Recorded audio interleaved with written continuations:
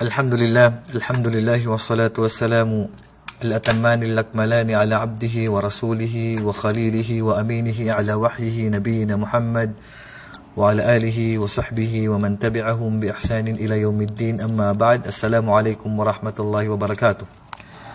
Mga kapatid sa pananampalatayang Islam, atin namang bibigyan ng halaga ang oras o bakanting oras natin, at ako po ay magsishare sa inyo ng isa na namang hadith na makakadagdag kaalaman sa ating relihiyong Islam at sa ating pamumuhay. At ating babasahin ngayon ang isang hadith sinabi ng propeta sallallahu alaihi wasallam, hadith na rawahu Ibn Hibban wa Tirmidhi. Anna Rasul sallallahu alaihi wasallam qala, katotohanan ng propeta sallallahu alaihi wasallam ay kanyang sinabi, la tazulu qadama 'abdin yawmal qiyamati hatta yus'ala an arba'. Hindi makakahakbang, mananatili ang paa ng alipin ng Allah subhanahu wa ta'ala sa kabilang buhay hanggat sa masagot niya ang 4 na tanong. Ibig sabihin, kapatid, sa kabilang buhay, hindi ka basta-basta makakahakbang sa patutunguhan mo para iso o impyerno hanggat hindi maitatanong sa iyo ang 4 na ito. Pag nasagot mo at mabuti ang pagkasagot, para iso. Pag hindi, impyerno. So naway masagot ng mabuti ang 4 na ito habang tayo ay buhay pa. Kaya nga sabi ni Umar al-Khattab, hasibu anfusakum qabla an tuhasabu. Kaya kwentahin na ninyo ang inyong sarili. Bago pa darating ang time na kukwentahin na kayo, kukwentahin ng ating gawain. Ikaw ang nakakaalam sa buhay mo. Nakagawa ka ba ng mabuti, na isagawa mo ba ang sala, nakapag-fasting ka ba, nakagawa ka ba ng masama o hindi. Dapat nakukwenta mo yan. Kaya hindi makakahakbang ang alipin ng Allah subhanahu wa ta'ala, hindi niya maihahakbang sa kabilang buhay sa araw ng paghukom ang dalawa niyang paa maliban na lamang na masasagot niya ang 4 na tanong. Tatanungin siya sa 4 na katanungan. Ayon sa ibang riwaya, 5 tanong. Dito, sa hadis ni Tirmidhi ay 4 na tanong. An umrihi fima afnahu. Unang-unang itatanong sa iyo yung edad mo. Yung edad mo. Kumbaga sa business, ito yung kapital mo eh. Unang-unang itatanong sa iyo ang edad mo. Yung edad mo ba, ginamit mo ba sa tama? Tumanda ka ba na gumagawa ng kabutihan? Nagsasala ka? Ginamit mo ba ito sa kagustuhan ng Allah o ginamit mo ito sa kasamaan? Itatanong sa iyo ang edad mo na yan. Itatanong sa iyo ng Allah subhanahu wa ta'ala kung ginamit mo sa tama ang edad mo mula nung ikaw ay maging ganap na dalaga, maging ganap na binata, kung ginastos mo ba ito, ginugol mo ba ito sa landas ng Allah o hindi. Ikaw ba ay natutulog before ng Fajr? Hindi ka nagsasala ng Fajr?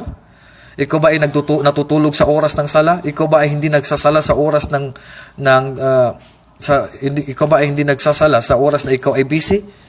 Na ikaw ay nagtitinda, nagbi-business? O ginamit mo ang edad mo na ito sa tama? Nagsasala ka sa tamang oras, nag-aayuno ka sa kung ano ang ipinagutos ng Allah at kanyang sugo, ginawa mong kautusan ng Allah. Ginamit mo ba ito sa tama? Hanggat sa dumating ang araw ng kamatayan mo? Yan ang unang itatanong sa iyo. Pangalawang itatanong sa iyo, wa an jasadihi fi ma'abla. Pangalawang itatanong sa iyo ang iyong katawan. Yung lakas ng pangangatawan mo na yan, na hindi ka pa naman exempted sa sala. Hindi ka pa naman exempted sa fasting. Hindi ka pa naman exempted sa pagbibigay ng zakah o sa anumang kakayahan ng katawan. Ginamit mo ba ito at ginugol mo ba yung magandang katawan mo na yan sa landas ng Allah? O ginamit mo sa kasamaan? Ginamit mo sa boxing na pustahan, ginamit mo sa basketball na pustahan, ginamit mo sa billiard na pustahan, pagsusugal na pustahan, malakas ang pangangatawan mo. Nagbiyahe ka sa lugar ng disco, sa lugar ng bidyukihan, sa lugar na masama. Ginamit mo ang kagandahan ng pangangatawan mo sa masama o sa mabuti. Kaya itatanong sa iyo ito ng Allah sa kabilang buhay. Kung ginamit mo ba ito sa tama, yung magandang pangangatawan na yan. Kasi yung mga magaganda ang kanilang pangangatawan, kailangan nila magsala sa tamang oras. Kailangan nila mag-ayuno. Yung mga mas may sakit na, yung may mga kapansanan, yung may mga hindi na kaya mag-ayuno, so ibang usapan yun dahil wala silang kakayahan sa mga bagay na ito. Kaya nga sabi ng propeta sallallahu alaihi wasallam, ithnani maghbunun fihi makathirun minan nas. 2 bagay ang lugi ang mga tao dito. Lugi sila sa bagay na ito. Hindi nila ginagamit sa tama. As-siha wal farag. Yung kagandahan ng pangangatawan at saka yung pagiging bakante mo. Kailangan gamitin natin ito. Huwag natin sayangin ang 2 bagay na ito. Yung kagandahan ng ating kalusugan at ang ating as-sihwa wal farag, at saka yung ating bakanting oras. Yung mga bakanting oras mo, ginamit mo ba sa tama sa pag-alala sa Allah, pagdikir, pagdua, pagtulong sa kapwa, pag-smile sa kapwa? Ginamit mo ba ito sa tama o ginamit mo sa masama? So, tatanungin tayo ng Allah subhanahu wa ta'ala sa ating magandang pangangatawan. Ikaw na sister, ikaw na brother, ginamit mo ba sa tama o hindi? Pag hindi mo ito ginamit sa tama, itatanong sa iyo ng Allah. Pangatlong itatanong sa iyo, wa an ilmihi mada amila fihi. Yung kaalaman mo, yung nakuha mo sa amin, yung nakuha natin na mga aral, na tamang aral, yun ba ay ginawa natin? Yun ba ay sinakatuparan natin? Nalaman mo ngayon na masama ito, nalaman mo na ito ay utos, nalaman mo na ito ay obligado magsala sa tamang oras, obligado na mag-ayuno, obligado na sumunod sa magulang. Masama na ganito. Yung mga kaalaman na nakuha mo, natutunan mo, ito ba ay sinakatuparan mo? Ito ba ay tinuro mo? Ito ba ay kumbaga, kung tayo ay may pera at magbibigay ng zakah, ganun din ang kayamanan natin. Kung magkaroon ka na ng maraming kaalaman, dapat mo nang ilabas ito. Parang zakah, parang kayamanan na ibigyan mo ng zakah. Ang kaalaman mo, na i-share mo ba, na isakatuparan mo ba, na isabuhay mo ba o hindi? Itatanong sa iyo ang kaalaman na yan na nakuha mo, kapatid. Hindi yung puro nakikinig ka na lang, nagsishare ka lang ng kaalaman, pero hindi mo naman sinasakatuparan. Kaya nga sa araw ng paghukom, may isang lalaki, makikita ng mga tao sa kabilang buhay.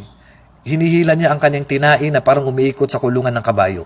Ang kanyang tinai, ginuguyod, hinihila niya, subhanallah. Sabi ng mga tao, ya fulan, hindi ba't nung ikaw ay nasa mundo ay nagbabawal ka ng masama at nagutos ka ng paggawa ng kabutihan? Bakit ganyan ang parusa mo? Sabi niya, oo, naguutos ako ng mabuti pero hindi ko ginagawa at nagbabawal ako ng masama. Pero, ako naman ang gumagawa.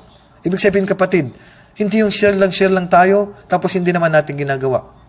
Mahirap yung tayo ay nagsishare, nag-uutos ng mabuti, nagbabawal ng masama, tayo rin palang gumagawa ng masama, tayo rin pala ang nag-uutos ng hindi gumagawa sa mabuti. So, kung ano yung kaalaman na nakuha natin, kung ano yung nalaman natin na hadith, nalaman natin sa aya, isakatuparan natin. Huwag yung pinapakinggan lang natin, tapos papasok sa kanang tenga, lalabas sa kaliwang tenga. Huwag ganun. Dahil tatanong sa iyo ng Allah sa kabilang buhay, yung mga kaalaman na natutunan mo. Iba kasi ang taong may alam, marami siyang dapat na isagawa. Yung walang alam, hindi niya alam ang gagawin niya. Kaya yung dumadami ang kaalaman, dumadami rin ang kanyang isa sa katuparan. Pang-apat na itatanong sa iyo, wa an malihi min ayna iktasabahu wa fima anfaqah. Itatanong sa iyo pang-apat, yung kayamanan mo. Yung kayamanan mo, kung saan mo yan kinuha. Kinuha mo ba yan sa pamagitan ng halal, pinahintulutan ng Allah? O kinuha mo yan sa pamagitan ng haram? Mula sa shabu, sa marijuana, sa sigarilyo, sa nakaw, sa inagaw, o anumang bagay na ipinagbabawal. Kinuha mo ba yan sa landas na ipinagbabawal o sa landas ng Allah? Yan, kapatid.